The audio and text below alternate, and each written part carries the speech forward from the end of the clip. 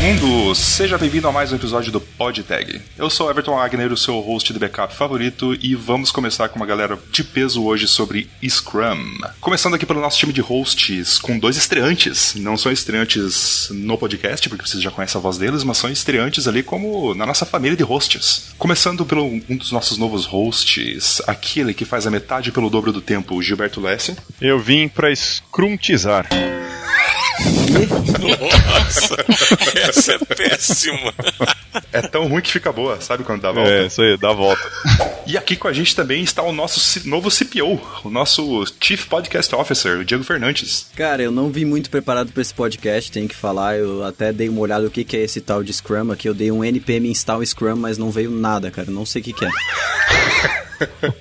Relaxa, cara, é um negócio de futebol americano. Ah, tá. E aqui hoje estamos com dois convidados de altíssimo peso. Estamos aqui com o André Pinheiro. E aí, André, tudo bom? Se apresenta pra galera. Cara, tudo ótimo. Prazer participar do podcast com vocês e tentar ao máximo passar alguma mensagenzinha sobre o que é o Scrum. É uma metodologia incrível que resolve problemas complexos de um jeito bem bacana. É isso aí, vamos ver se a gente aprende alguma coisa aqui hoje. Tentar gravar um episódio de podcast em menos de 3 horas, por exemplo, é uma coisa que a gente tá tentando. Dá pra você organizar isso com o Scrum perfeitamente. Suas timeboxes serão melhores organizadas.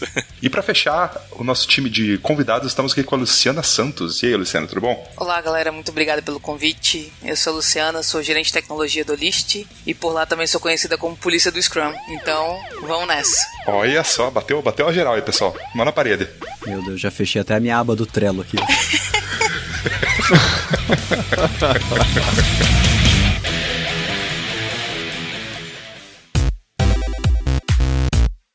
Antes da gente começar esse papo super maneiro sobre Scrum com nossos queridos convidados e hosts, a gente precisa passar a palavra sobre o nosso querido patrocinador, a Impulso Network, a nossa patrocinadora oficial. A Impulso, como vocês já sabem, pelo nosso querido amigo Luiz Gonçalves, que não está entre aqui com a gente hoje, está trocando fraldas, está fazendo aquele querido papel de pai, trocar fraldas. A Impulso Network é uma comunidade de profissionais voltados na área de tecnologia, tanto de juntar esses profissionais para disseminar conhecimento, resolver problemas juntos, quanto de encontrar oportunidade de trabalho remoto e achar os profissionais certos para as oportunidades certas. Se você está precisando de jobs, se você está precisando dar uma aliviada financeira no seu orçamento, ou está precisando simplesmente participar, você acha interessante participar de uma comunidade onde você consiga trocar conhecimento e aprender mais junto com a galera, dá uma olhada na Impulso.network e eu acho que você vai curtir bastante.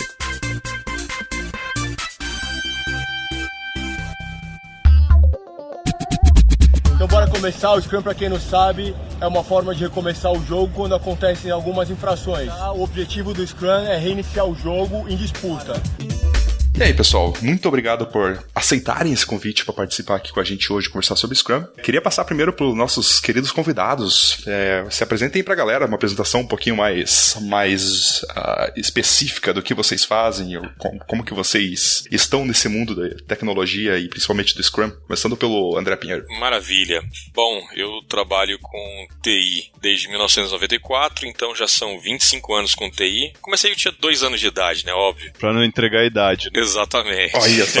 Eu trabalho numa multinacional da indústria farmacêutica chamada IQVIA, hoje com metodologias já ágeis, eu sou Agile Coach e tenho contato com metodologias como Scrum já desde 2011. Então já tem um tempinho que eu trabalho com isso. Eu tô em São Paulo há pouco tempo. Na verdade, eu trabalhava em Cuiabá, no Tribunal de Justiça de Cuiabá, e tive esse convite para implantar a metodologia ágil aqui nesta empresa, cara, e tô gostando pra caramba não só da cidade, mas a empresa me acolheu de uma forma muito bacana e vamos lá, um novo desafio pra minha vida também. Show de bola! Bem, pessoal, eu sou a Luciana Santos, sou bacharel em ciência da computação e tô na área desde 2009. Já passei aí por 2 startups, essa é a segunda startup onde eu estou, o List. Trabalhei primeiro na área de desenvolvimento de jogos, logo saindo ali da faculdade. Daí entrei na área de desenvolvimento de jogos educacionais e acabei caindo em softwares educacionais na sequência. Evolução natural aí, caí como Scrum Master, pegando algumas noções de agilidade desde 2013. Atuei como Scrum Master desde então. E num pé com ágil, assim, um amor irreparável com a agilidade, digamos assim. Tô bem animada para esse nosso debate hoje à noite. Indo agora para nossos times de hosts, a gente já conversou com vocês, mas acho interessante vocês darem uma apresentação ali de onde vocês entram nesse mundo ágil e do Scrum também, começando pelo Gilberto. Pois é, cara, eu tive o primeiro contato com o ágil na minha... acho que foi na primeira empresa que eu trabalhei. A gente começou a implantação do MPSBR nela. Dentro do MPSBR a gente começou um projeto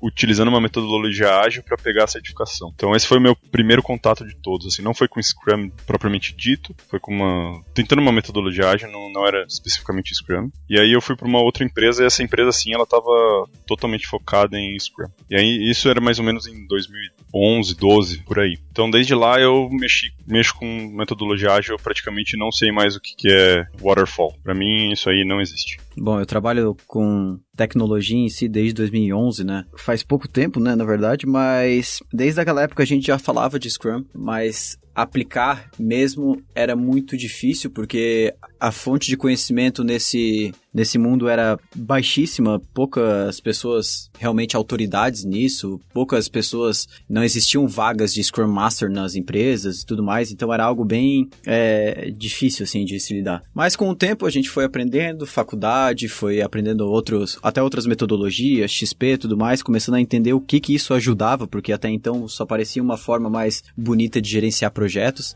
e acabou que a gente começou a aplicar isso muito aqui na Rocket City, e começou a entender os pontos aonde que entra os benefícios do Scrum, principalmente em questão de você não precisa levar tudo ao pé da letra e sim aplicar de acordo com a empresa, e se cada uma tem um jeito de aplicar, entender o que faz sentido, o que não faz sentido, e eu acho que isso aí começou a tornar algo mais claro pra gente. Então hoje a gente utiliza várias, vamos dizer assim, várias ferramentas do Scrum, várias ideias, né, sem precisar estar utilizando todos os conceitos que ele passa. Show de bola. Da minha experiência, eu tive meio com um pouco de azar com Agile no geral e Scrum. Eu sempre fui envolvido em empresas que existiam muita influência das cerimônias e dos processos, que são inspirações de coisas que o Agile e o Scrum, especificamente da parte das cerimônias, trouxe, né? Você tem ali uma stand-up meeting, você tem as reuniões ali semanal para você alinhar, sei lá, começo de start de atividades novas, você fazer elaboração, por exemplo, né, que sentar todo mundo ali, pegar o que a gente tem pra fazer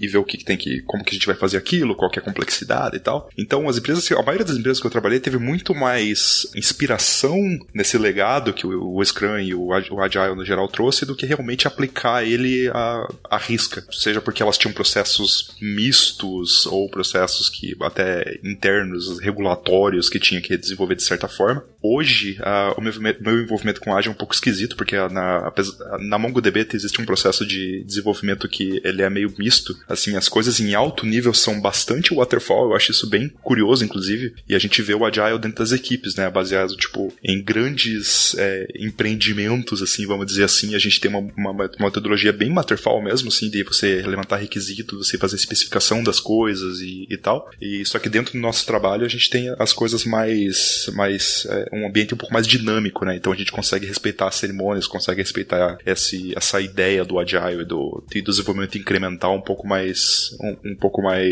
de liberdade, né? Então, acho que o que vale pra mim de tudo isso são as ideias que o Scrum e o Agile no geral trazem sobre esse framework, né?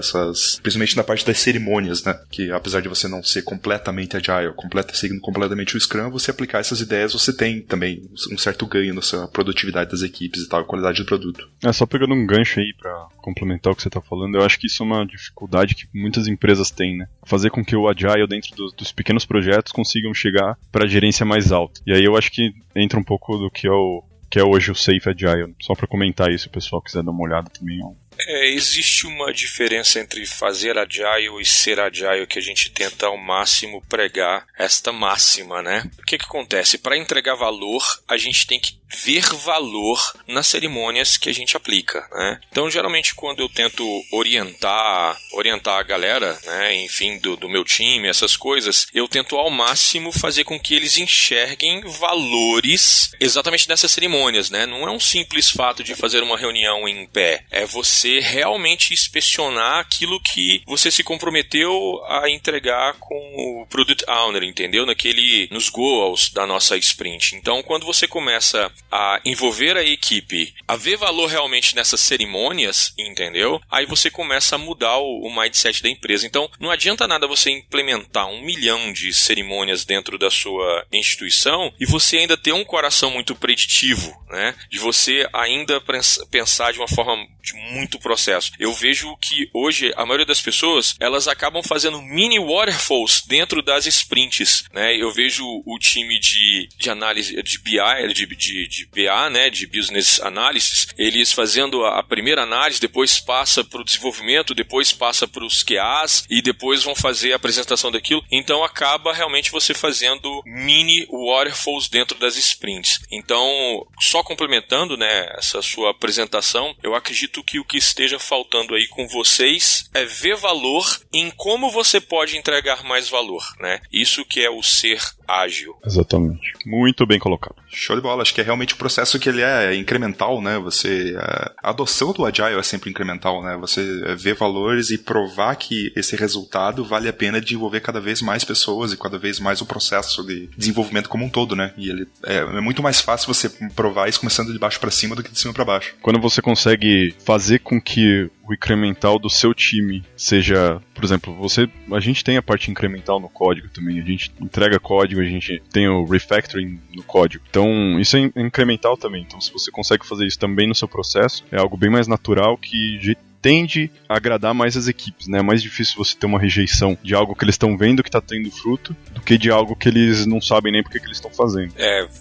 Isso é uma máxima também. Eu acredito que se você, antes mesmo de aplicar qualquer tipo de framework, né, como o Scrum, é necessário você ler no mínimo umas 1000 vezes o Manifesto Ágil, de entender como ele funciona, o porquê. Porque quando você volta no passado, que você pega essas 17 pessoas que se reuniram num hotel nos Estados Unidos e tiveram bons pensamentos, boas ideias para facilitar a nossa vida, que para mim já veio pronto, né? Eu comecei com Ágil praticamente 10 anos depois que ele foi iniciado lá em 2001. Então, eu acho interessante, você falou que mexeu um pouquinho com outras metodologias. Às vezes a gente, sem perceber, acaba imputando dentro do próprio Scrum algumas práticas do XP, né? E quando você volta atrás, lá em 95, quando o Kent Beck foi contratado, né, pela Chrysler para mudar aquele panorama que estava um caos, uma bagunça mesmo, e eles não estavam mais conseguindo nem dar manutenção no legado, a Chrysler estava quase parando por conta disso. Ele teve ideias simples, então a gente tem que entender que qualquer metodologia ágil, e principalmente o Scrum, é pensar simples, né? Foi o simples como colocar a história de usuário, né, com uma linguagem bem informal, enfim. Então quando a gente pensa simples e pensa com um manifesto ágil, né, tem um comportamento ágil, tudo tende a dar certo. Se juntando um pouco sobre o que você falou da origem, né, desses primórdios de quando o Scrum ele começou a ser, através do Manifesto Ágil, ele começou a ser relevante, qual é o palestrinha da mesa aí que consegue dar uma visão histórica de como que o Scrum surgiu? Eu acho que alguns pontos legais para se destacar do Scrum, nem até tão história, mas eu acho que para quem tá ouvindo, eu acho que o interesse mais das pessoas quando ouve sobre metodologias ágeis, ou pelo menos era o meu interesse até eu descobrir o que é esse mundo, se é que eu descobri, talvez vocês vão poder me falar que eu tô errado, mas basicamente, quando que eu sei que aplicar Scrum, com qual problema, com o que eu tenho que me identificar para entender que o Scrum pode me ajudar, que uma metodologia ágil pode me ajudar? É porque eu não tô conseguindo gerenciar meus projetos? É porque eu não tô conseguindo ter uma comunicação boa no meu time? Como que eu identifico quando eu posso aplicar Scrum para resolver algum problema do meu negócio ou de alguma coisa que eu tô fazendo? A primeira coisa que eu gostei quando eu entrei de cara dentro do Scrum foi os valores por ele pregado, né? Então eu tenho primeiro pilares que eu acho que a gente não tinha com o gerenciamento de projetos tradicional. O gerenciamento de projetos tradicional, ele causava muita desmotivação ao longo de um tempo, porque você simplesmente dava tarefas à sua equipe e às vezes você não respeitava a sua equipe nos seus skills, né? E você acabava ao longo do tempo desmotivando. Então isso para mim já é um ponto bem bem específico. Uma outra coisa é a questão da transparência, né? Eu nem falei sobre os 3 pilares, nós temos 3 pilares que seria a transparência, a inspeção e a adaptação, e você a todo momento você está inspecionando aquilo que você está entregando, então é mais difícil você errar, né? Você entrega de forma interativa e incremental, como nós já até comentamos, então você vai testando, você vai experimentando se aquilo tá legal ou não tá legal, é igual você vai cozinhar, entendeu? Se você não experimentar, provavelmente você vai entregar uma comida salgada para alguém, então essa é a ou ideia. Sem sal, né? Ou sem sal. Então a ideia é você experimentar junto com o seu Product Owner, junto com seus envolvidos, né? Para você, num curto espaço de tempo, poder fazer essa inspeção, e se você não estiver no caminho correto, você fazer essa adaptação desses 3 pilares que pelo menos o Scrum prega, né? E nós temos outros frameworks maravilhosos, mas eu especificamente defendo bastante o Scrum. Então, se eu fosse sugerir para você, seria exatamente para isso, para que você acerte mais com o seu cliente, para você entregue valor num curto espaço de tempo, né? E você calcule mais a satisfação do seu cliente com algumas metodologias de mercado, sei lá, um Keno da vida, que você acaba calculando a satisfação do seu cliente, o time to market, né? Também você já coloca um MVP no mercado, ou com mobile, ou com alguma coisa, você acaba sentindo o mercado. E aí já com o gerenciamento tradicional e também com as metodologias preditivas, né? As metodologias Waterfall, você só iria fazer um lançamento de um produto seu que talvez já ficasse obsoleto daqui a 9, 10 meses, com um movimento tão inovador que a gente está neste momento, né? Vamos dizer que o Waterfall ele acaba te engessando um pouco porque você não vê o resultado das coisas, né? Você, que nem você disse, você acaba desmotivando o time. Por quê? Porque o time tá trabalhando ali, mas às vezes ele não tá vendo o resultado de nada. Então, pro cara que tá trabalhando lá todo dia, metendo a cara no código, ou, sei lá, fazendo... Eu tô falando de código especificamente, mas o Scrum pode ser aplicado em N áreas, todas as áreas. Tudo que tiver projeto, que você tiver valor a se entregar, você consegue aplicar ele. No Waterfall, se você não vê o resultado, você às vezes não consegue fazer exatamente o que o Scrum permite, a adaptação que você falou. Você não consegue, às vezes, corrigir algo que não tá tão ruim, né? Quer dizer, que tá muito ruim, não que não está tão ruim. Exatamente. Então você consegue fazer a inspeção rapidamente e voltar pro seu caminho. Essa é a ideia. Sim, eu acho que uma das características que eu mais gosto do Scrum é a integração muito mais frequente, assim. A quantidade de erros e de problemas que a gente consegue antecipar simplesmente por querer integrar o código e várias pontas, uma frequência bem maior do que o Waterfall, tira muito do tempo de desenvolvimento de qualquer frente, assim. E é algo que o Cascata, assim, trazia pra gente de uma forma muito quase apocalíptica, assim. Era aquelas entregas pros stakeholders de meses, onde no mês que a gente precisava integrar, na semana que precisava integrar, tudo dava errado, né? Era bem comum, né? A integração ser problemática, você ter que trabalhar...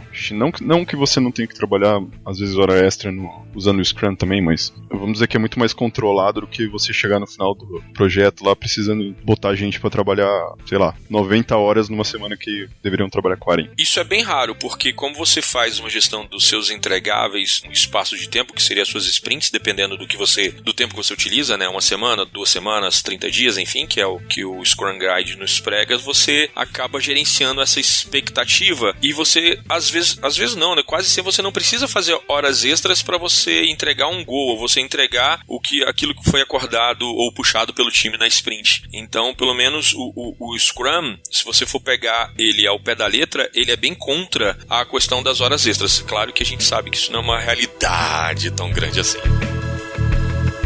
Em primeiro lugar, o que gera o Scrum? O Scrum ele acontece quando acontece essa infração que a gente chama de no-con, que é quando você derruba a bola para frente. Ele também pode acontecer quando... A partir de um passe para frente, passa para mim, Abud. Quando você passa à frente do seu... Passa da sua linha de impedimento pro seu amigo.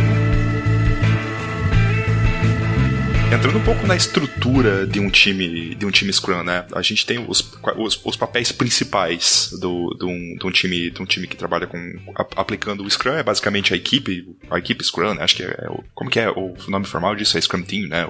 Scrum Team são 3 papéis, né? O Product Owner, o Scrum Master e o próprio time de desenvolvimento. O Scrum, na sua essência, ele não divide, como, por exemplo, a gente costuma fazer com o mercado, que é analistas de QA, analistas de negócio, desenvolvedores, analistas de CI e DI, alguma coisa do gênero. Para o Scrum, todos são desenvolvedores. desenvolvedores. Até porque, corrija se eu estiver errado, mas até porque ele prega que todo time deve saber o que fazer de tudo, né? Exatamente. Não tem um especialista. Multifuncional e auto-organizável. Organizado, perdão. Exatamente. Sim, são todas as pessoas que vão tocar aqueles requisitos e fazer aquele requisito virar um produto, né? Então, não importa se você é um desenvolvedor, não importa se você é um teste, não importa se você vai trazer os requisitos para aquilo acontecer, não importa se você vai automatizar os testes daquilo quando aquilo for entrar em produção, todo mundo faz parte da mesma máquina, né? Então, o Scrum Team, ele meio que enxerga que todo mundo tá dentro do mesmo bolo, né? Moedor de carne, cara. Enfia a carne em cima e tira embaixo.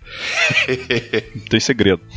Aí, olhando por essa perspectiva e até por esse modelo tradicional, né, que as empresas têm antes de tudo, né, as empresas podem até aplicar Scrum na parte de desenvolvimento, mas as empresas, o modelo de gerenciar projetos no geral numa empresa tende a ser tradicional, né, é difícil aplicar mostrar o Agile para isso. Como que fica a figura do gerente de projetos num time Scrum? Morreu. Eu não acredito que ele tenha morrido. Primeiro, boa parte da responsabilidade dele é dividida entre o Scrum Master e o Product Owner, né? Mas o gerente de projetos do modelo preditivo, daqueles modelos antigamente que ele atribuía tarefas, né? Ele mudou de lado, digamos. Ele colhe as informações das inspeções que são dadas, principalmente das releases que são liberadas, e ele acaba dando relatórios para a alta cúpula da organização. Então, não, o gerente de projetos, ele não morreu, ele continua vivinho. Infelizmente, ele tá aí. Tá aí, mas o papel dele hoje é um pouquinho diferente. Ele só é um link entre o time de desenvolvimento, digamos, os próprios Scrum Masters, os Product Owners, com a auto-organização da empresa, enfim. Então, ainda vamos ver gerente de projetos aí durante bom tempo. Antes que eles me matem, eu tô brincando, tá, gente? Eu acho que o gerente de projeto, ele, com o Scrum, ele acaba sendo um gerente de verdade, né? Ele é o cara que vai tirar o blocker ali, ele é o cara que vai pegar o... Pô, tá com um problema aí? O que tá acontecendo? O que você precisa de ajuda? Ah, é um servidor que você precisa, o que a gente precisa fazer? Essa história precisa ser quebrada em coisas menores, o time pode ajudar, a gente pode paralelizar as coisas, assim como você disse, ele vai pegar a informação, vai levar para alta gerência, ele vai ajudar muito mais do que ser um chefe, né? Vamos dizer assim. O que faz muito mais sentido no viés prático, né? Porque o gerente de projeto, a partir do momento onde ele é quase que forçado, de uma certa forma, a dar mais autonomia pro time, a gente consegue ter muito mais decisões sendo tomadas pelas pessoas que estão mais íntimas ali com os critérios para tomada de decisão, e o gerente passa a ser o cara que habilita um bom ecossistema para que essas pessoas consigam ser autônomas. Então a microgerência é uma coisa que o Scrum, em qualquer metodologia ágil, acaba combatendo diretamente, né, com as práticas. Vamos dizer que ele foi um dos pilares que sofreu adaptação. Exato. É uma coisa que eu acho que o André comentou, que esse papel ele foi disseminado. Eu concordo plenamente com isso, no ponto de vista de que eu sempre enxerguei o papel do gerente de projeto como um papel extremamente ingrato para ele mesmo. É um papel que basicamente tudo que tem todas as responsabilidades mais complicadas sem autonomia para fazer as coisas que a pessoa tem que fazer mesmo. Então a pessoa tem ela carregado nas costas gerência de equipe, gerência de prazo, gerência de escopo, coisas que, tipo, gerenciar essas três coisas ao mesmo tempo é extremamente ingrato e ineficaz. Então ver que a parte de você gerenciar o escopo do projeto acabou indo pro Project Owner, a parte de você gerenciar a equipe vai ficar dentro da própria equipe mesmo, de quem é responsável, os líderes técnicos, team leaders, e gerenciar o projeto em si, que é basicamente saber o que tá rolando, o que não tá rolando, o que tá parado, por que tá parado, como desparar isso, acabou ficando o papel do Scrum Master. Você vê que essas responsabilidades, existia uma pessoa para essas responsabilidades, porque basicamente tudo que ninguém queria fazer ou que ninguém queria delegar para as pessoas fazerem, ficou uma pessoa só. Então no Scrum isso acabou sendo dissolvido, né? Então acho que essa ausência de muitas vezes de um gerente de projeto num time Scrum, eu vejo que ela é natural mesmo. E você falou uma coisa muito boa, porque quando dá errado, e quando o projeto dava errado, era o gerente que era o culpado, né? E agora, quando alguma coisa dá errado, o time inteiro leva a culpa. Não é a culpa de alguém específico ou de uma disciplina específica. Então, isso realmente realmente está mudando, por conta exatamente da autonomia que o time tem para fazer o que ele necessita para entregar valor. É por isso que eu brinquei, né, que o gerente morreu, né? Na verdade, é bem isso. A gente tinha uma visão que o gerente era ocupado de tudo, mas muito longe disso, né? O projeto ele falha se a equipe inteira falha. E se ele tem sucesso, a equipe inteira tem o sucesso. É verdade. Quanto antes o gerente de projetos entender que essa é a melhor forma de alcançar resultados, mais ele vai potencializar a autonomia do seu time. O Management 3.0 traz isso de uma forma muito, muito interessante, assim, onde ele diz que se você tá num grupo e você tá responsável por gerenciar aquele grupo de uma forma de tomar todas as decisões, invariavelmente você é o nó daquela rede que precisa ter toda a complexidade de todas as nuances e perspectivas daquele mundo. E é basicamente possível a gente conseguir ter um acompanhamento fino para conseguir tomar todas as decisões. Então, quanto antes o gerente de projetos entender isso, melhor o seu time vai performar. Eu acho que era legal a gente falar um pouquinho sobre cada papel em si. Por exemplo, a gente comentou, né, sobre o Scrum Team, né, o time de Scrum. Qual que é o papel do Product Owner? Qual que é o papel do Scrum Master? Qual que é o papel do time mesmo? Por exemplo, eu sei que a gente acabou comentando um pouco deles, mas acho que é interessante pro pessoal, para eles entenderem, para a gente poder discutir aqui que é o papel do Product Owner e onde que entra o papel do Scrum Master, que eu acho que é o principal, para a gente poder conseguir seguir a metodologia, né? O Scrum Master é um principal papel na minha visão. Maravilha. Bom, o Product Owner, inclusive há alguns equívocos, né? Alguns antipadrões que a gente fala ainda no mercado, mas vamos falar especificamente sobre o papel dele e como ele deve ser contratado. Bom, a primeira coisa que ele deve fazer é retornar valor, né, para os seus usuários. Ele precisa, às vezes as pessoas não sabem, mas ele é responsável pelo ROI, né, pelo retorno de investimentos e pelo TCO também, né, que é o custo operacional, desde o desenvolvimento até quando aquele aplicativo vai para manutenção, digamos assim, já tem a sua vida. Ele precisa organizar o backlog do produto, tá? Ele precisa fazer essa priorização e geralmente ele ainda tem essa parte de microgerenciamento, então por isso que eu falei sobre os antipadrões, a gente está tentando melhorar isso, a gente está tentando passar como Scrum Masters, como Agile Coach, o verdadeiro papel do Product Owner, que é simplesmente construir o produto, enxergando o valor, fazendo um benchmark, olhando para o mercado, olhando para a oportunidade de negócio, né? Então ele tem que entender muito bem do produto, daquilo que ele está fazendo, tá? Mas ele é único, ele é a autoridade máxima, a palavra final dele sobre o que ele necessita entrar em mercado é sempre em primeiro lugar. Já o Scrum Master tem um autor, cara, muito bom chamado Barry Overing, que ele fala sobre as 8 competências do Scrum Master. Eu vou falar só de algumas especificamente. Ele é um removedor de impedimentos, ou seja, se um time encontra, sei lá, um servidor de Jenkins que está dando problema na hora de você fazer um deploy, alguma coisa do gênero, ele vai lá e resolve, abrindo chamados, tickets, verificando SLA. Então, ele é um líder servo. Ele atende a equipe em todas as suas solicitações. Ele não demanda a equipe, ele é demandado pela equipe, né? Além de removedor de impedimentos, ele é um bom agente de mudanças, né? Ou seja, ele vai fazer com que o Product Owner não seja micro-gerente das atividades, né, do próprio time. E o próprio time de desenvolvimento, como já foi até falado, ele tem que ter todas as características necessárias para desenvolver um produto, né? Como a gente vem do waterfall da cascata, a gente sempre divide em disciplinas, então a gente tem análise de negócio, a gente tem desenvolvimento,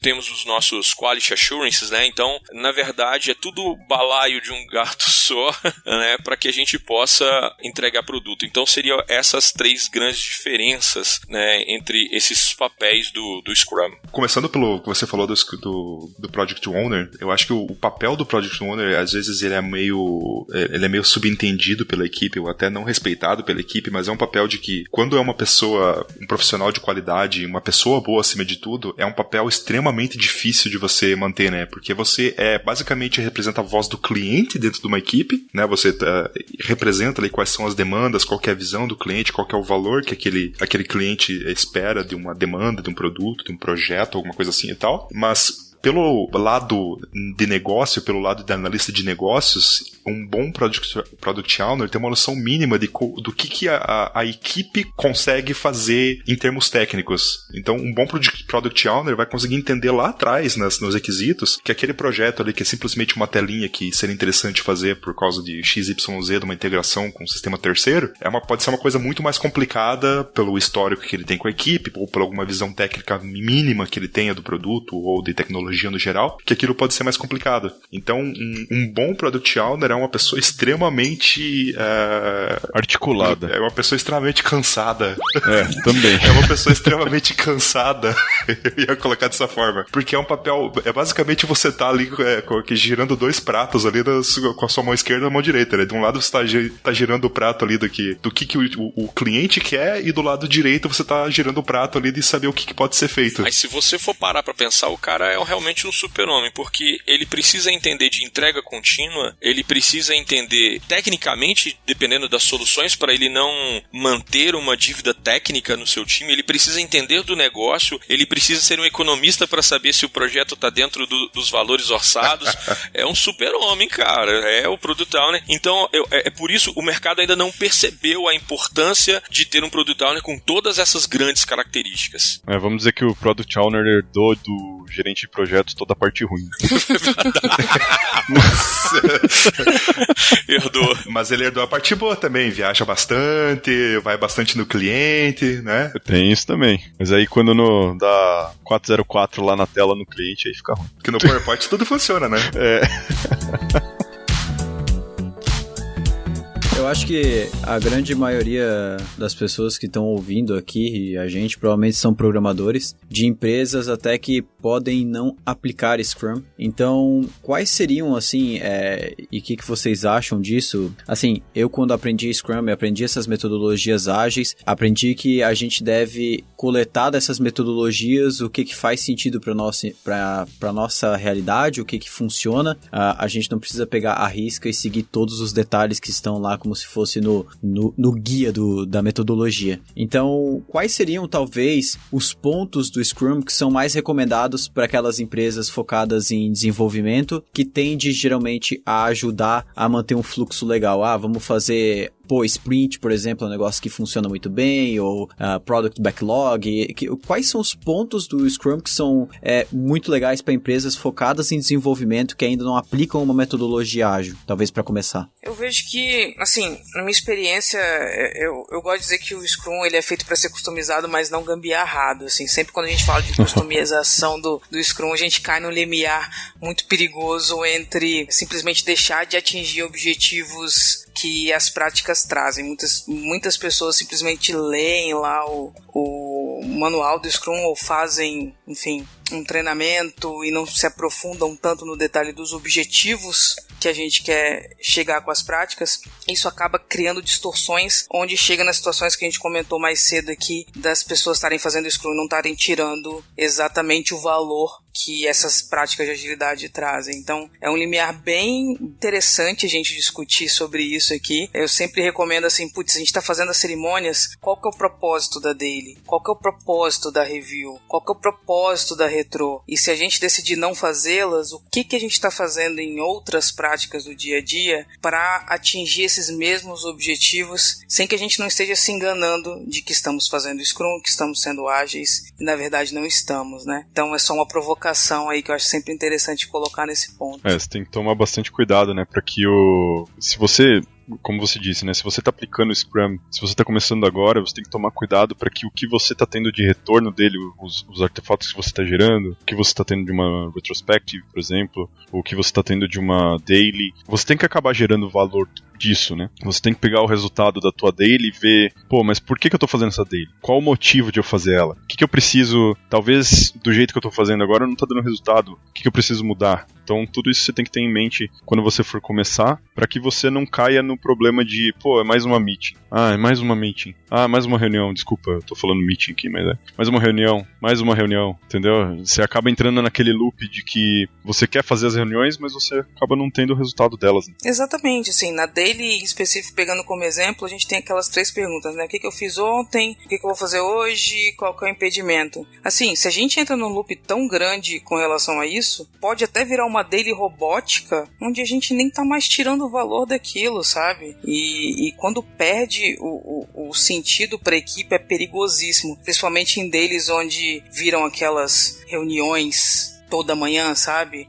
Meia hora, 40 minutos de daily. E quando aquilo perde o sentido pro time, você perdeu completamente um terreno fértil pra agilidade. Acho que é bem esse ponto, assim, sabe?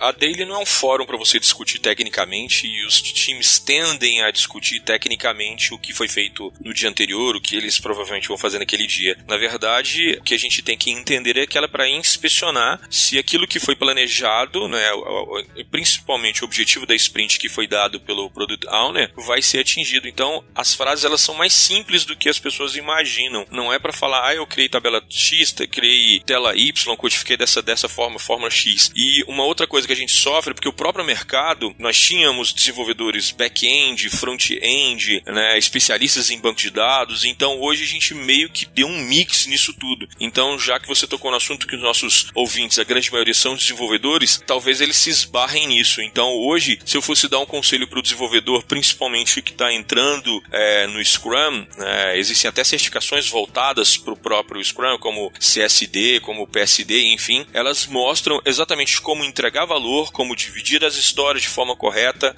porque um grande problema também que eu sentia dos meus times era, como eu posso dividir isso daqui em 2 etapas que possa fazer sentido para o usuário, mas na verdade ele só vai pensar, às vezes, no código que eu preciso fazer para entregar a tela X e entregar a tela Y, quando na verdade ele precisa entregar aquilo que faz sentido para o PO, que vai ser liberado para uma produção em um determinado momento. Então, para um bom desenvolvedor entrar dentro de um time Scrum, ele vai ter que aprender a saladinha mesmo, back-end, front-end, e aí vai. As pessoas não precisam ter medo, não. A Daily Scrum não é pra culpar que você não fez nada no dia anterior, tá?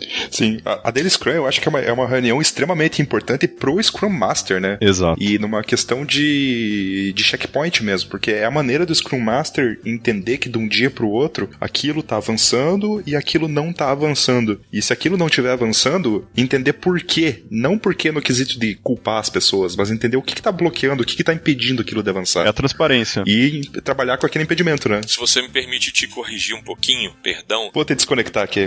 Essa gafe, na verdade, a daily é pro time, tá? O Scrum Master, ele nem é obrigatório dentro da reunião. Então, o time tem que perceber esse valor entre eles para que ele saiba, porque o time é soberano na sprint. A partir do momento em que ele cria a sprint backlog, eles são extremamente responsáveis por aquilo que eles vão entregar. Então, na verdade, não é pro Scrum Master entender aquilo que está sendo feito naquilo dali, porque ele tem outros mecanismos de fazer essa inspeção, como o burn down charter, como a própria release que vai ser entregue ao final na sprint review. Então, entendam que a daily ela é especificamente do time para o time. Eu até falo para que eles conversem entre si, nem fiquem olhando para o Scrum Master, para não dar essa impressão, inclusive de impressão hierárquica. Todos somos iguais dentro de uma equipe, não existe líder de desenvolvimento, o Scrum Master não é chefe de ninguém, nem índio ele é para ser chefe de alguém. Então essa é a ideia, tá? A daily, na verdade, é do time para o time. Sim,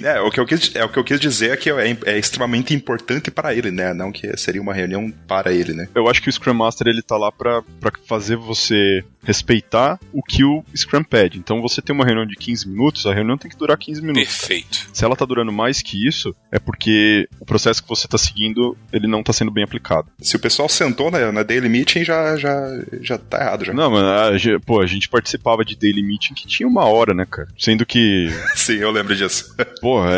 Meu, se você está fazendo Daily Meeting de 1 hora, se retire deste recinto agora. Não tô brincando, gente, pode ficar aí. E é o calcanhar de Aquiles do Scrum, assim, quando começa desse jeito, já pode saber que as pessoas vão perder a fé em muitas das outras práticas. A gente percebia bastante desmotivação com isso, né?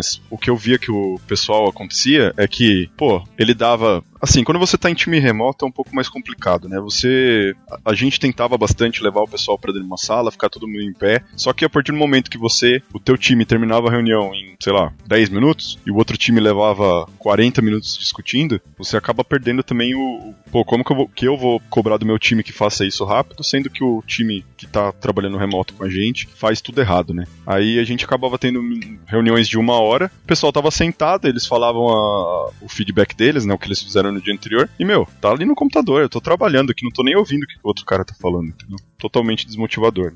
O primeiro item que a gente tenta ensinar como Agile Coach é jamais compare equipes. Jamais. Mesmo que seja até no time da daily, alguma coisa do gênero, que a gente nunca sabe a realidade de cada time. Então, comparar velocidade de time, capacidade de entrega, isso é uma coisa que é complicada e a gente solicita ao máximo para que a gente não faça com Scrum Master ou com Product Owner. Mas a provocação que ele deu, eu acho que é relevante, porque, a meu ver, se a gente leva com uma certa recorrência ali 40 minutos diariamente com o time, alguma falha de comunicação está acontecendo durante o dia, seja no tracking do quadro, se aquilo está devidamente atualizado, se o time está conseguindo conversar durante o dia e está dando atenção durante o dia para a colaboração que é necessária para conseguir avançar nas metas que são impostas na daily.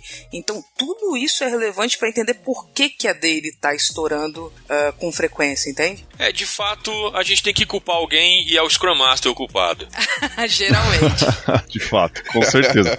Nesse caso especificamente tem que ser o Scrum Master, né? Porque ele não tá fazendo com que o time siga o Scrum, né? Ele serve justamente pra isso. Isso que eu ia falar, que uma das responsabilidades do Scrum Master é realmente fazer com que as cerimônias sejam respeitadas, né? Que o framework, com que um processo não seja seguido à risca, né? Mas que a ideia do processo e a intenção daquele processo seja seguido. Então, apesar de não ser culpa desse Scrum Master, né? É responsabilidade dele contribuir para que isso funcione da melhor forma, né? Porque é um termômetro, né? Exato. Estourar o time box é um termômetro em todas as cerimônias, assim. Se você entra, o guia do Scrum já não tem mais as cerimônias de refinamento, né? Mas a gente, por exemplo, no List a gente faz. E é muito contundente quando a gente chega numa conversa e ela não tá muito objetiva, a gente consegue ver que ela tá estourando no time box, ou seja, não tem um entendimento técnico tão claro daquilo que está sendo discutido. Todas essas coisas são termômetros que alimentam o Scrum Master a entender práticas que precisam ser reforçadas dentro do time. O nosso tinha um certo agravante, né? Vamos dizer que era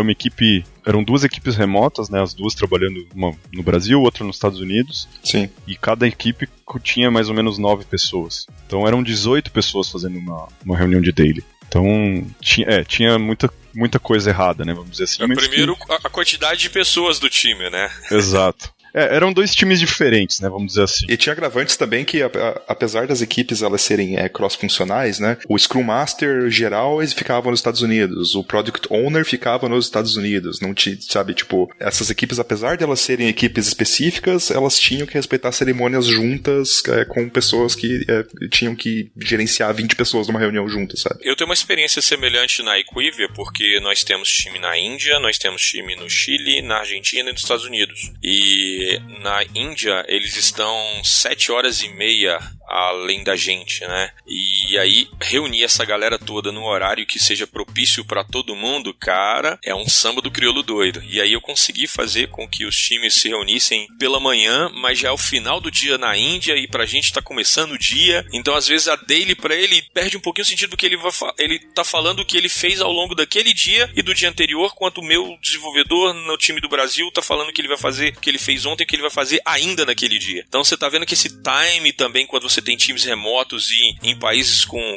horários bem distintos, é realmente... Aí eu falo que o Scrum Master desse cara é um cara bom de xadrez, viu? Isso é uma coisa importante, né? Você saber até que ponto vale a pena você fazer Scrum, uma Daily Scrum com todo mundo junto, ou fazer ela dividida para que você possa fazer com que todo o time, por exemplo, o time da Índia, que tem uma equipe que tá 7 horas e meia à frente, como que eles vão tirar proveito da tua Daily, né? Às vezes você tem que modificar, não dá para você querer aplicar o Scrum de uma maneira maneira simples e pura desse modo, por exemplo, porque provavelmente você não vai conseguir o resultado que você espera. Até que ponto faz sentido ter uma equipe de 18 pessoas, né? Assim, a mérito de execução, a mérito de coordenação, colaboração, comunicação interna, uma equipe de 18 pessoas não encaixa bem no Scrum e acho que é deliberado, assim. Tenho certeza que é pra pitar bastante de que aquilo a gente tá tentando colocar uma bola dentro de um quadrado, sabe? Bem isso. O Scrum Guide, ele sugere, né, que o time tenha em torno de 6 pessoas, podendo ter menos 3 mais 3, né, ou seja, de 3 a 9 pessoas. E isso tem um porquê.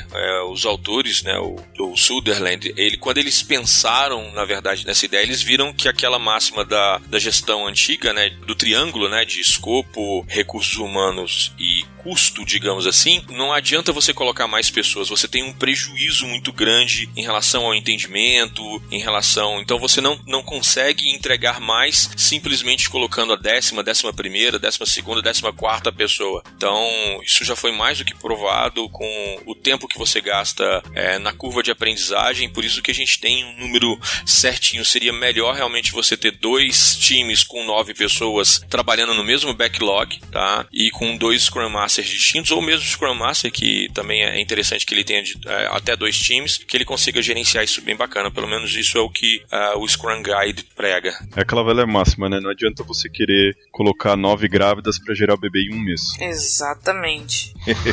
Na minha experiência, times ainda menores performam ainda melhor, porque eles conseguem criar o vínculo, tanto conexão real ali de trabalho, conseguem parear muito melhor, então você consegue ter 2 pairings, às vezes um mob, 3 pessoas, 4 pessoas faz muito sentido em algumas situações, principalmente de urgência. Então, times ainda menores, 4 desenvolvedores, 5 desenvolvedores fazem muito sentido para agilidade, assim, em praticamente todas as plataformas, todas as práticas, assim, não apenas o Scrum. Eu gosto de brincar que time Scrum é igual futebol de 5ª série. Todo mundo junto com a bola, né? Então, justamente para não ter essa divisão, inclusive de disciplinas, e eu também costumo comparar o início da sprint como um grid de motocross, né? Todo mundo larga junto, né? Para não ter primeiro o analista de negócio escreve, detalha a história de usuário, depois o analista de QA vai escrever os scripts de testes, depois o desenvolvedor vai codificar. Não, todo mundo larga junto e todo mundo tá junto da bola. Porque se você coloca 3 pessoas para analisar o negócio junto ao PO, o primeiro vai entender em torno de 70%, o segundo 80%, o terceiro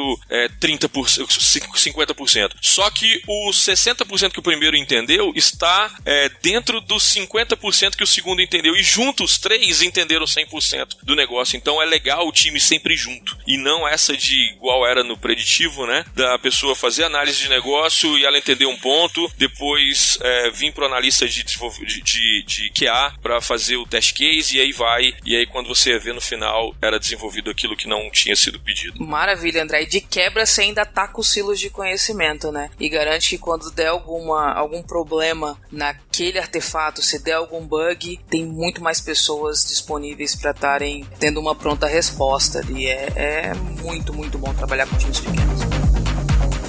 O jeito eu estou de juiz aqui.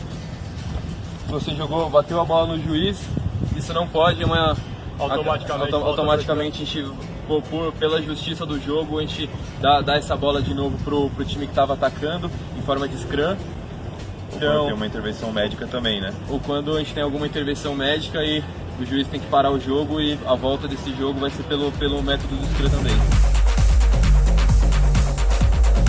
Eu acho que agora a gente pode entrar numa pergunta que seria: como que vocês veem o mercado hoje do Brasil, na maioria o Brasil, né, em relação ao Agile, e quanto que as empresas têm de maturidade da metodologia sendo aplicada hoje? Assim. Eu tive experiências muito ruins já com a aplicação de Scrum. Em geral, empresas mais verticais é muito difícil. Assim, a gente consegue ter a nível interno no time uma agilidade, mas a gente sempre tem um blocker da cascata em volta. Assim. Startups, para mim, especificamente, tem sido uma experiência muito boa, porque tem uma gestão diferenciada, tem uma proximidade com o C-Level diferenciado, e isso faz com que a gente consiga não apenas implantar com uma aderência muito boa, mas se precisar desmonta o carrinho e coloca outras práticas de agilidade com uma velocidade muito, muito interessante. E os próprios desenvolvedores que estão nesse meio são mais receptivos e abertos a esse tipo de mudança. Então, essa é a minha experiência, assim, participando das últimas conferências da Agile Brasil, eu noto uma tendência parecida, assim, eu vejo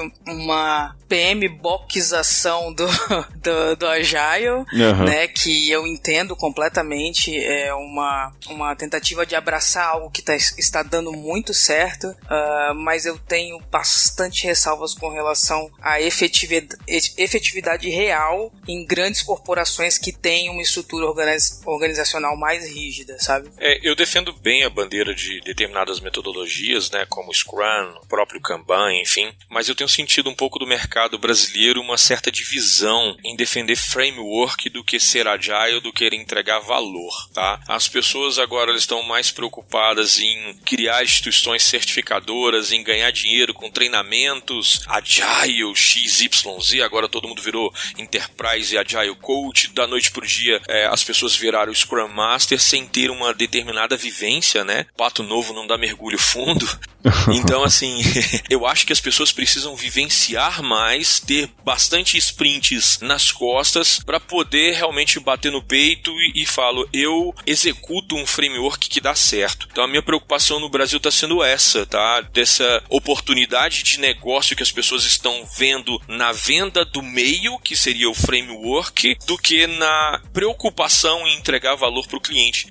André, eu prefiro muito mais entregar valor para o cliente com a metodologia XYZ, não importa qual. Parece aquelas brigas de desenvolvedor .NET com desenvolvedor Java do passado, enfim. Então, eu acho que a gente tem que acordar no mercado em relação a isso e entregar mais valor. Essa é a minha preocupação. Eu acho que vai bem de encontro com o que eu vejo também. Eu queria só adicionar algumas coisas. Eu vejo que a maioria dos casos em que a gente tem problemas com o Agile não é o Agile, mas sim as pessoas que não estão sabendo aplicar o Agile. Então, é exatamente aquilo que a gente conversou aqui. Pô, pra que eu tô fazendo uma reunião de retrospectiva se eu não vou usar aquilo pra nada? Se eu não vou criar uma task, eu não vou criar uma ação daquele problema que foi levantado, daquele comentário que foi feito por um desenvolvedor, daquele comentário que foi feito por alguém que estava passando por alguma dificuldade e não conseguiu solução. E também o pessoal não pega as informações do que está sendo bom. E aí você acaba perdendo o fio da meada e não consegue progredir na aplicação do Scrum, que seja. E aí você acaba não conseguindo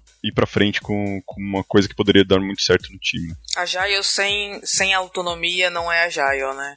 Se você não empodera as pessoas que estão ali com a mão na massa, você não vai conseguir avançar. Show de bola! Pessoal, antes da gente encaminhar para o encerramento, a gente tem pergunta de patrões aqui sobre um assunto que a gente acabou deixando para trás. A Iana, que já gravou aqui com a gente, gravou o episódio da season finale da temporada passada, nossa querida patrocinadora no PicPay. Seja você também um patrocinador. picpay.me/podtag, dê uma grana lá pra gente e mande pergunta pra gente no ao vivo. Ela mandou aqui uma pergunta sobre Scrum Masters. Como mostrar para um time de desenvolvimento, desenvolvedores principalmente, que o Scrum Master não é um gestor de equipe e de que maneira isso pode ser apresentado sem conflito e tal, né? Porque a gente falou que o papel de gerência de pessoas é disseminado na prática no time Scrum dentro da própria equipe, né? Você vai ter internamente dentro da equipe os seus líderes, os seus coordenadores, ou whatever, né? Seja qual a estrutura que a empresa tenha, né? Mas o Agile, todos esses papéis, o Scrum, né? Todos esses papéis, eles são laterais, né? Ninguém é chefe de ninguém. Como apresentar isso para as equipes que estão iniciando no Scrum sem gerar conflito? Eu vejo que é essencial do próprio Scrum Master, né? Conseguir ter essa desenvoltura de se colocar como facilitador e não como decisor. Como que engaja a pessoa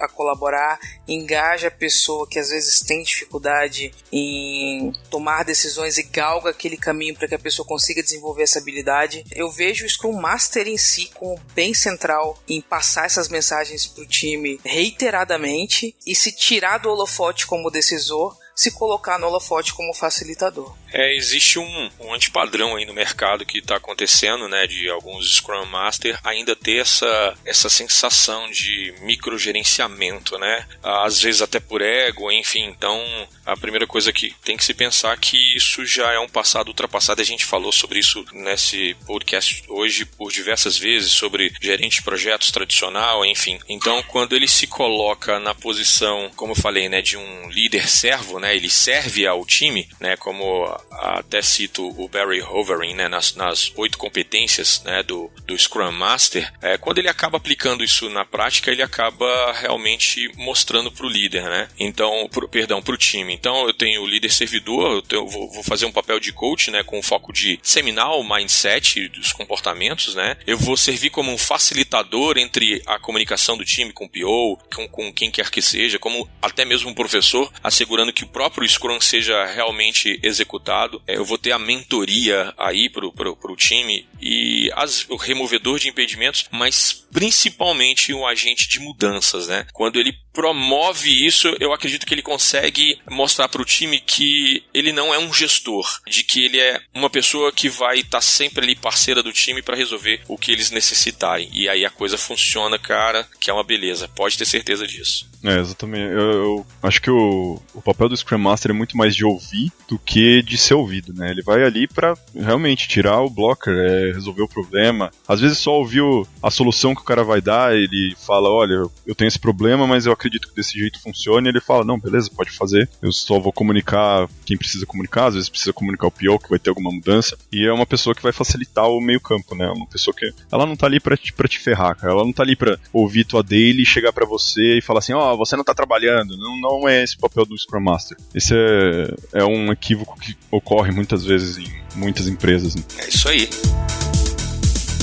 Então, pessoal, muito obrigado por ter aceitado o convite para participar aqui com a gente. O papo foi super bacana, rendeu bastante, hein? Mais de 1 hora, hein? Partindo aqui pro encerramento, deixo um momento aqui para vocês, quiserem deixar algum link de contato, redes sociais, algum projeto que vocês façam aí que vocês querem aproveitar de disseminar pra galera e mandar uma mensagem final aí de paz e de esperança para todos. Bacana, eu tô com um projeto de doar meu tempo para pessoas que queiram tirar certificação agora Scrum Master de forma totalmente gratuita, tá? Vai depender só da minha disponibilidade realmente. Então, quem quiser entrar em contato para pegar um pouquinho disso, o meu LinkedIn é André Pinheiro, bem tranquilo para me achar. E como eu falei, eu trabalho na Equivia, então vai ficar mais tranquilo de me achar nessa rede social. Olha só. Verdade, porque eu pus André Pinheiro aqui no Google, eu achei uns 200 já. Tá difícil. Até jogador de futebol tem. Eu ia comentar isso mesmo, porque eu botei no LinkedIn aqui, ó, André Pinheiro Scrum Master, foi o primeiro que apareceu. Olha lá, viu? Tá indexado já no Google. Tá indexado. Maravilha, pessoal. Agradeço bastante pelo convite, gostei demais, assim, do papo, foi super divertido aí. Deixo o meu LinkedIn, Luciana R. Santos, e meu e-mail se quiserem entrar em contato, dúvidas, qualquer assunto relacionado à agilidade, podem entrar em contato comigo, luciana.santos@olist.com. Show de bola. Quer dar tchau aí, Gilberto, Diego? Eu quero dar tchau. Tchau. Isso que é agilidade. Isso aí, o negócio é sucinto. Não, é isso aí. Valeu, galera. Essa daily tá muito demorada. É isso aí, pessoal. Obrigado por estarem ouvindo. Vou aqui quebrar minha história de 5 pontos em 3 histórias de 3 pontos aqui e tocar minha vida. É nóis. Isso aí, querido ouvinte. Obrigado por ter ouvido mais esse episódio aqui do PodTag. Continue com a gente e você vai ouvir os recados da semana agora. Ainda não acabou, hein? Abraço. Digam tchau. Tchau. Tchau, galera. Falou. Tchau. Valeu. Valeu.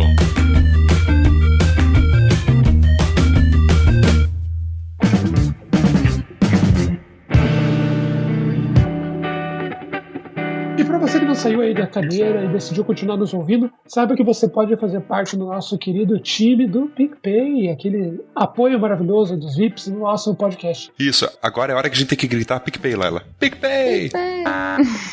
Por enquanto, você sabe, o único plano que está ativo aí é o plano Júnior, que dá acesso aqui ao canal privado aqui no Discord. É um canal que não aparece para os outros membros da comunidade, porque ele é muito movimentado, a galera fala muita besteira. Basicamente tudo aquilo que a gente tem vergonha de falar no canal principal, a gente fala lá nos VIPs. Você tem também direito de ouvir todas as gravações ao vivo e interagir por chat. Então, no dia das gravações você recebe ali o link, pode acessar, opinar, ouvir, mandar suas dúvidas, interagir com os convidados, trocar ideia.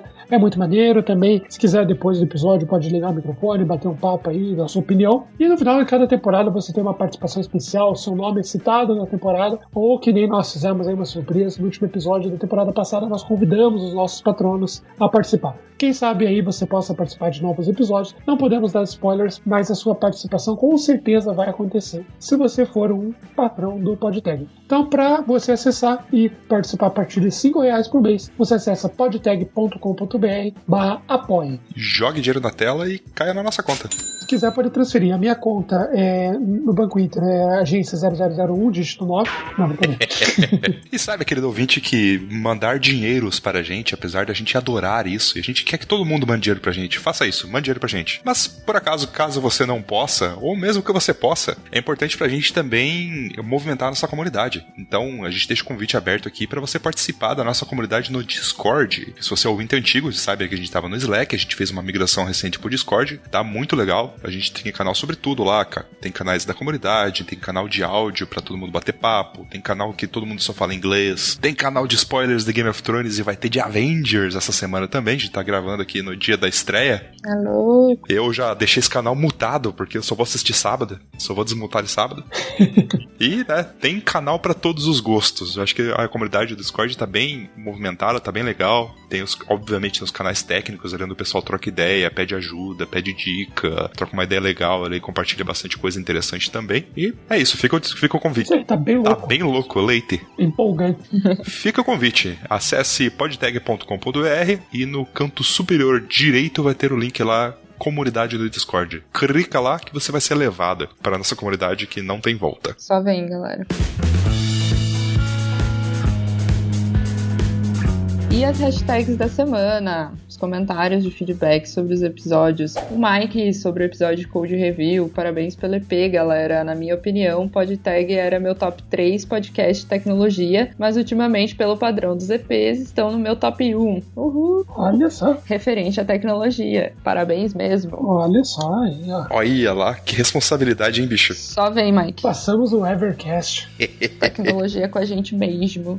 E a Miley Santos também no Discord sobre o episódio de Code Review. Podcast 3 de 1 massa, galera. Muita coisa pra absorver. Qualidade absurda do podcast, hein?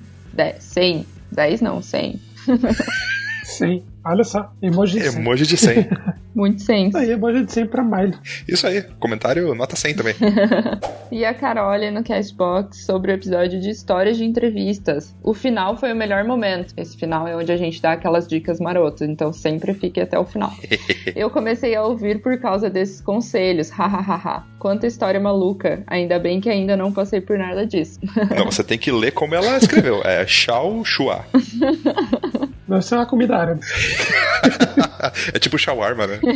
Mas falando sério, esse episódio foi muito maneiro e a gente, caso você não lembre, né, ouça novamente o episódio, esqueci qual que é o número, mas procura lá, Histórias de Entrevistas, foi com o Dev na Estrada. E fique até o final pra ouvir as dicas. Isso, a gente tem umas dicas marotas ali. Off-tag número 04. Foi o episódio 6 da segunda temporada, lançado no dia 11 de fevereiro de 2019. Ah, informação aqui, primeira mão. Valeu pela informação, Rogerinho. Fica a convite, você é ouvinte novo que tá chegando no podcast, pelo Collab Code, tá chegando pela Rocket City, chegando pela Impulso, ou chegando simplesmente porque você estava entediado no trabalho e procurou um podcast pra ouvir, fica o convite pra você ouvir os episódios antigos. A gente tem 3 temporadas aí, mais de 50 episódios aí, que é cheio de conteúdo relevante a qualquer momento da sua vida. Nos vemos semana que vem com mais um episódio com esses hosts maravilhosos que nós tanto amamos e para essa comunidade maravilhosa que sempre nos recebe com os braços abertos. Nos vemos naquele episódio maneiraço. Tchau. Tchau. Tchau, tchau.